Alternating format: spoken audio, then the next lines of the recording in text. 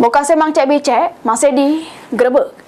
Berhasil meringkus pelaku begal sama pungli yang lagi melaksanakan aksinya. Unit Turjawali Sat Samapta Polres Ogan Ilir dapat penghargaan dari Kapolres Ogan Ilir di Hari Bayangkara ke-78.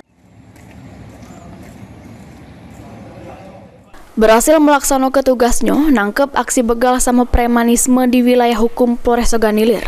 Unit Turjawali Sat Samapta Polres Ogan Ilir dipimpin Aibtu Beni Harmoko dapat ke penghargaan dari Kapolres Ogan Ilir pada peringatan Hari Bayangkara ke-78 yang diterima langsung oleh Kanit Turjawali sama seluruh anggota Turjawali Sat Samapta Polres Ogan Ilir.